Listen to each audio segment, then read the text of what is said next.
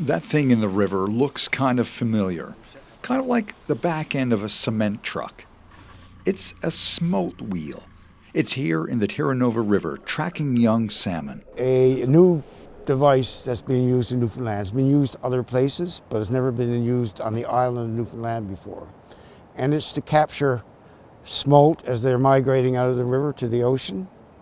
And we capture so many, and they're a sample of what comes out of the river. Volunteers with the Freshwater Alexander Bays Ecosystem Corporation teamed up with the Atlantic Salmon Federation and DFO. Here's how the wheel works. Smolt swim into this large cone, and it guides them into a holding tank. From there, the small fish are taken from the tank and brought to shore. This is the tricky part. There's careful attention to keep them healthy, because now there's this part, the tagging. It's a riverside surgery. The smolt get a shot of anesthetic, a small incision, a transmitter tag goes inside the belly. A couple of stitches later, the smolt is back in the water. About a month ago, we put 10 receivers out in the bay at strategic locations, going out to the headlands. So as the fish pass, the receivers will pick up the tag number and the ID. So that gives us a bunch of different information. I guess most importantly, the migration routes, the time it's taking for the fish to move out the bay, and I guess most importantly, their survival. One of the biggest unknown factors with salmon when they go to sea is sea survival, because there's not that much information about the fish.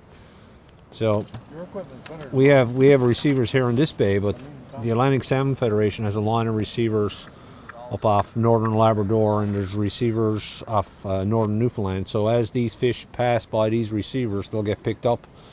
And there's even receivers far as Greenland. It's more than just tracking. The project is about a list of environmental factors. This is just one small component. We're using this to help determine the freshwater productivity, but then we're also going to be looking at different components of the watershed. So we'll be doing water temperature monitoring, water quality monitoring. They'll be doing some electrofishing to get the first couple age class density assessments. This wheel in the river is also spinning out some education about the salmon population. I think it's very important because part of the reason they're doing this is so they're not waiting for the ecosystem to start failing and then help it. They're doing this as a precaution. So 100 years from now, that this ecosystem is still healthy with lots of fish and other organisms that are also healthy.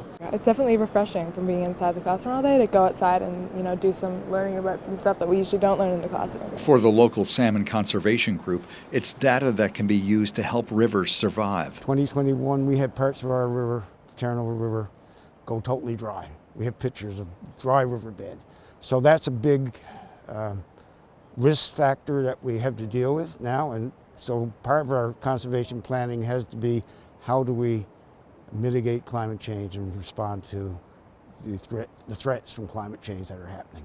It's going great. We got great community support. The FAVEC crew is doing a great job keeping it operating.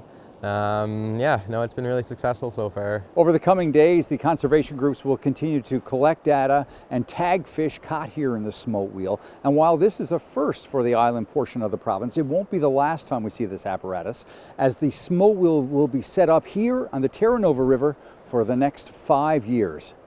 Troy Turner, CBC News, Glovertown.